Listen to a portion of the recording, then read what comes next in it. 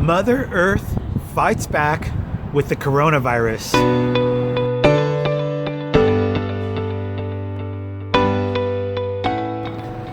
Hello, all you beautiful souls out there in my social media family. How are you doing today? My name's Chris, and I'm here to help you find your happiness. In today's video, I'm going to be discussing how Mother Earth is fighting back against all of these global things that are happening using the coronavirus.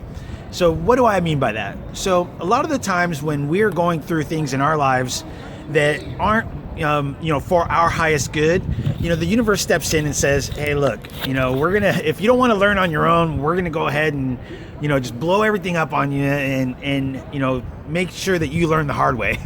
And I know I've experienced this in my life where, I think that my path should be going down one way, and it's more so ego-based of the reasons why I'm trying to do that, right? Whatever those things may be. But yet, the universe steps in and says, okay, look, if you're not going to learn that this is not in your highest good or the highest good of others around you, we're going to make you learn the hard way. And, whatever the situations are that end up happening forces you to kind of see things from a different perspective. And when we look at the coronavirus from a different aspect, right, that is one of the things that I believe that Mother Earth is stepping in because we're not learning on our own, right? And what do I mean by that? What I mean by that is that recently there is a Stanford University professor. He's an environmentalist, resource economist by the name of Marshall Burke, right?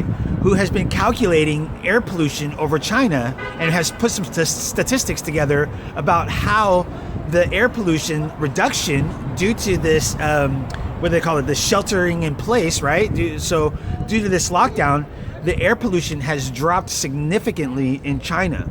And the numbers that he's put around China are that it has potentially saved 4,000 kids under the age of 5 and 73,000 adults over the age of 70 just with the reduction in air pollution. Now, with this whole thing that's been going on in the media about, the coronavirus, we forget how, much there are other things out there that are killing us on a daily basis, much greater than what the coronavirus is doing right now. Understandably so, we don't have that much information around the coronavirus to see like the long-term potentials, but just in seeing what the reduction in air pollution has done is huge. And so here's some of the statistics that were in the article that I read that was put out by Burke Marshall, okay? And I'll put the link in the description below so you guys can check it out as well. But he was stating that air pollution, right, far exceeds the global cause of premature death, okay, of other things, okay? So with malaria, okay, so air pollution, okay, exceeds the global premature death of malaria by a factor of 19, okay, of violence by a factor of 16, by HIV and AIDS a factor of 9, by alcohol a factor of 45, and over drug abuse a factor of 60. Okay, so when you look at those numbers, you have air pollution kills 60 times more people than drug abuse.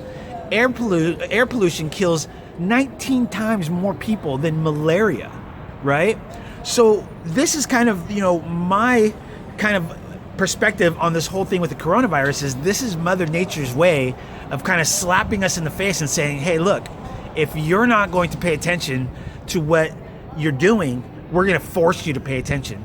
And through these lockdowns that have been happening, like I live here in San Francisco, so you can see I'm out here on my fire escape because we're not supposed to be going outside to other places, right? Unless it's absolutely necessary.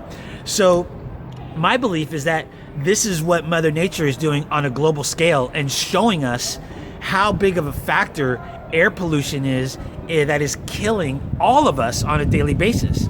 And it's showing that through, and this is what, Burke Marshall out of Stanford University has done by showing us these numbers of how many lives just in China have been saved by the reduction in air pollution. I was watching another video of, with China actually seeing blue skies over their major cities, which is unheard of for this time of year, right? I mean, there's a little bit of a dip, during the Lunar New Year, right? But then it goes back up. And due to this lockdown, the air pollution, when you see them from the NASA satellites, is it's almost non-existent in a lot of these places where it's normally like you see, like it goes from blue to green, from green to blue to yellow to orange to red, right? And a lot of these places, you're not even seeing the hints of like orange or yellow. I mean, all of these places are in like the blue or the green, which is unbelievable to see how much the air reduction has happened over the course of just 2 weeks, 2 months, right? And so that's one of the things that I really kind of want to emphasize with this video is instead of having a fear-based way of thinking around the coronavirus, start looking and seeing maybe the silver lining. Now, I'm not trying to take away from the devastation that is caused in people's lives or the fact that, many people have suffered and lost lives over this virus, right? I'm not saying that at all. What I am trying to say, though, is that instead of looking at it, as this pandemic that's like to be afraid of, I truly believe that this disaster is a way that, Mother Nature is giving us the opportunity to really assess our behavior and change our habits on a global scale. So if you agree with that, go ahead and give me a thumbs up, or even if you don't, it's all right. So tell me in the comments below what you believe is happening with this whole coronavirus. I'd love to hear your perspectives of it. Understandably so, there's things, yes, you want to be safe and you want to do all those things that we need to do in order to keep ourselves and our family safe. But at the same time, instead of being fear-based and giving this, paradigm, more energy to eat away and to keep us in fear, let's try to change our habits on a global scale to make Mother Earth a much better place for our kids and our grandkids to be living in. All right, everybody, don't forget to smash that thumbs up button, and please share this video with somebody who you think it might benefit, because we never know when the right words from the right person will hit somebody at the right time and help them find their happiness. Until next time, don't forget to join me over on the Vibe Tribe group page, Instagram, where I share exclusive content over there, all right?